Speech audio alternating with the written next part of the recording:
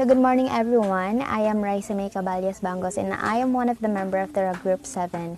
And our topic for today that we have to discuss today is the radicals and rational exponents. So I know all of us here had the idea of what is radicals and rational exponents since this topic was talked about when we are in junior high school. So let's continue. So radicals, an expression containing radicals is called a radical expression. So as we notice that if there is a squared sign, the significance or the signs that we have to remember, if there is a squared sign, this is called a radical expression because any numbers containing a squared sign is called a radical expression. For example, like this: a root square of x. So any equations containing a squared sign is called a radical expression, and this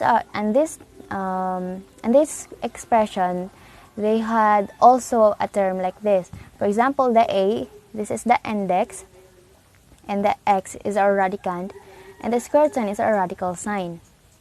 Then let's move on to our next training. So multiplications and division of the radical expression depends on the following theorem. There is also a theory of the mathematics of the radicals and rational exponents. So for any AB element R, A is greater than 0 and B is greater than 0, where square root of A multiplied by square root of B is equal to square root AB. So the second one, for any AB element R, A is greater than 0 and B is greater than 0, where square root of A over square root of B is equal to square root A over square root B. So the solution of mathematical sentences with radical expressions often involves squaring both members of the equations. In order to get the perfect square, we have to use the square root sign, or to have the perfect square of a certain equations. So we have here the basic properties. Let R element real numbers and properties A element integers, where A is greater than or equal to 2. So we have here the number 1, A quantity A root square of R is equal to R if A is odd. And number 2, A quantity A root square of R, the absolute value of R if A is even. And number 3, R raised to 1 over A is equal to A root square of R. And number 4, R raised to A over B is equal to B root square of R raised to A. And the quantity of A quantity R raised to 1 over B is equal to A quantity B root square of R, and is equal to 1 over B quantity R raised to A. So we have here any examples, and I have here the examples on how to solve it, the radical expressions. So if we have here the negative square root of 81, we all know that the squared sign, the value of squared is 2. So the index here is 2, and the radical is 81, and the simplest form is 9 because the square root of 81 is equal to 9. And the cube root of 1000, we have here the index 3, and the radical is the 1000, and the simplest form here is 10. So and number 3, if we have here the cube root of x cubed y raised to 6, our index is 3, of course, and the radical sign here, the radical expressions here is the x cubed y raised to 6. So our simplest form here is xy squared. So why is it xy squared? Because cube, so for example, so here the cube x cube divide by cube here, the cube root, so the answer is x. So the imaginary number is 1, so you have to write the x, and the y raised to 6 divided by 3, the answer is y squared. So this is the final answer, and thank you everyone. Hi guys, I am Ana Marie Games Aureliano, and today I am going to continue the discussion about radicals, and my topic is nth root of a number. Y is the nth root of x if y raised to n is equal to x, where n must be a natural number greater than 1. So we have an example, but first I hope you know where is the index, radicand, and our base, but I will just going to identify it. So the 3 is our index, 8 is our radicand, and 2 is our base. 2 is our base. So since we have the base of 2, we just multiply it by itself by our index. So 2 times 2 times 2, just like that. So 2 times 2 times 2 is we have 8. So we're going to do that in this one and this one. So cube root of 64 is equal to 4. Since 4 times, we're going to multiply 4 times 4 times 4 in our index, 3. So we have 64. So we have the fifth root of negative 32. Since we have a base of negative 2, so negative 2 times negative 2 until if we're going to come up in negative 32. So we have an, sorry for that noise, so we have an square root of 8x raised to 3, y raised to 6, z raised to 13 is equal to 2x, y raised to 3, z raised to 6, square root of 2x, z.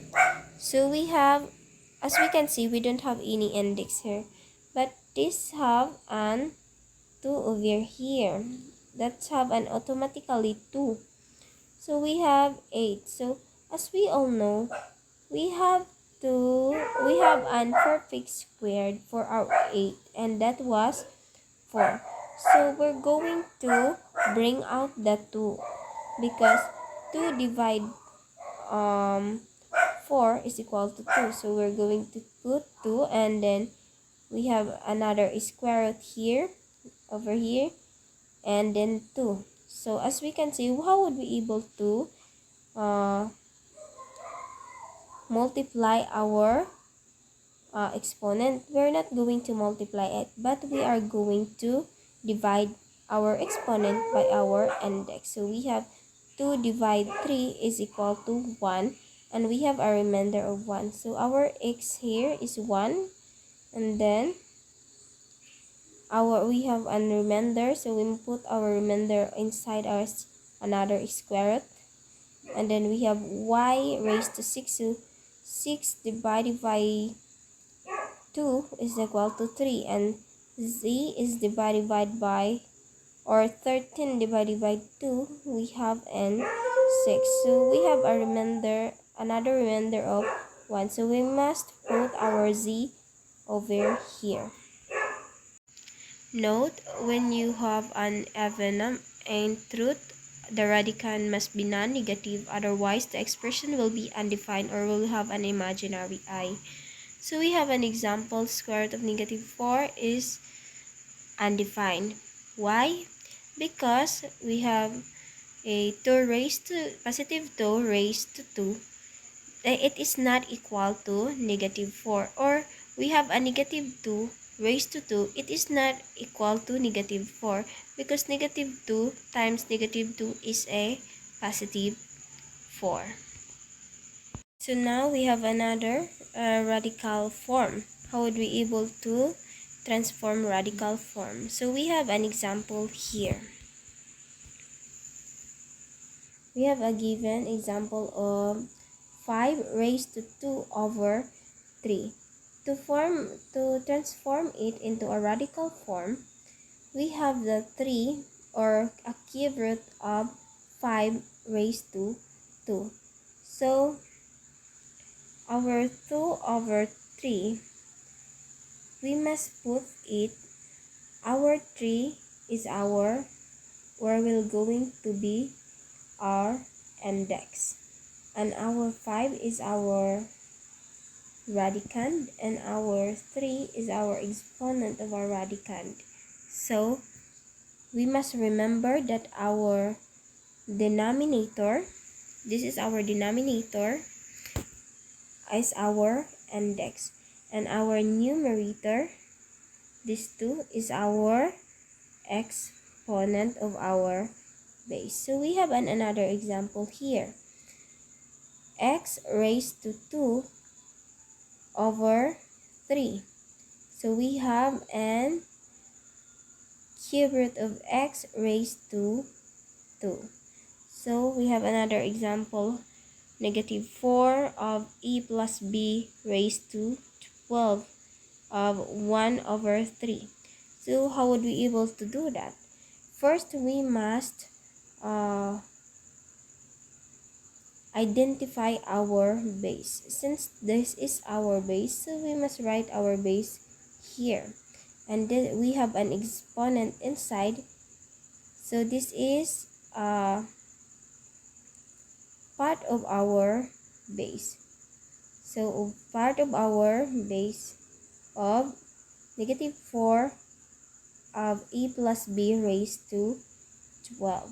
So as we can see, we have our 1 over 3 over here. So our, as what I've said, our index is our denominator, so our 3, and I don't put 1 over here because if you don't put 1, that was have an automatically 1 outside by this square. So after we're going to discuss the radical form, we have an exponential form also. So we have an example here. Square root of EB is equal to EB raised to 1 over 2. We're going to get our 1 here over this 1 over here. It is an exponent over here. And we have our automatically 2 in our index. So 1 over 2, or EB raised to 1 over 2.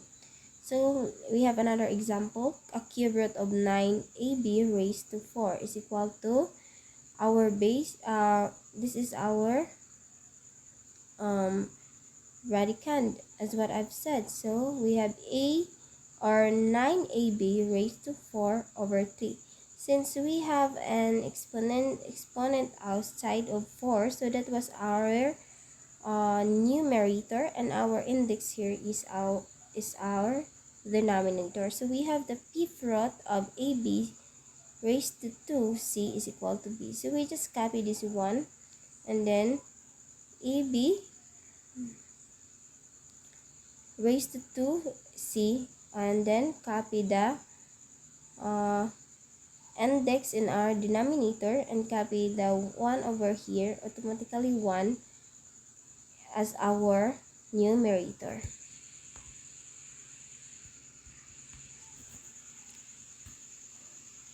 So that's all for my discussion, and I hope you understand. Thank you.